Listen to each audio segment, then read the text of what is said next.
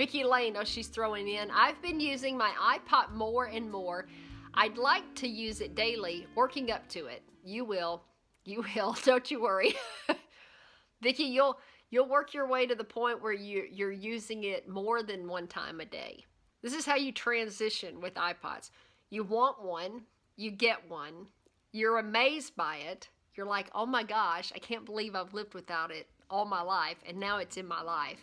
You fall in love with it, which that happens all right there.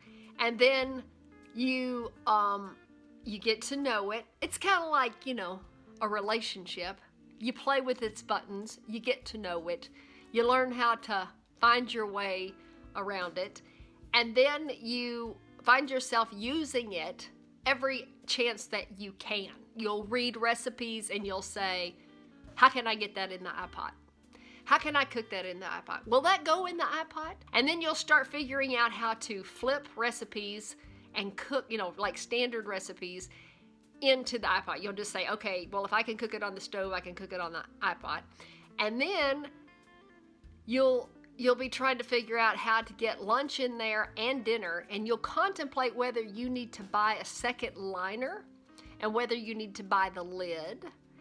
And then nowadays they have some kind of, have you guys seen, there's some kind of silicone lid that looks like it grips the liner. It's meant to seal the lid and so that you can put the inner pot in the refrigerator. You can get one, you might contemplate getting one of those. And then slowly but surely it'll whisper by like a fast little, tiny little rabbit in the back of your mind. It'll zip across and you'll say, maybe I should get a second one.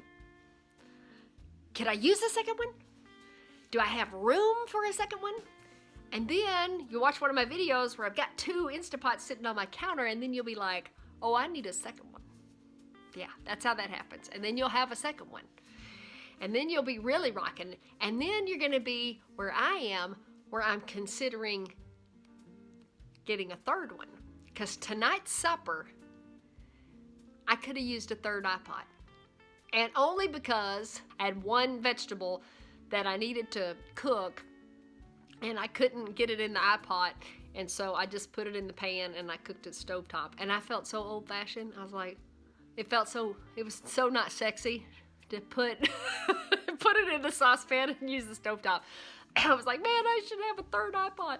Could you imagine like having a counter and then like have all these iPods just running along the counter, and then you have like all these potlucks, and you could have your breakfast, you can have like brunch iPods, and then soups, and then like some casseroles going in another, and you can have these big parties, and then have all these iPods, like just keeping everything warm.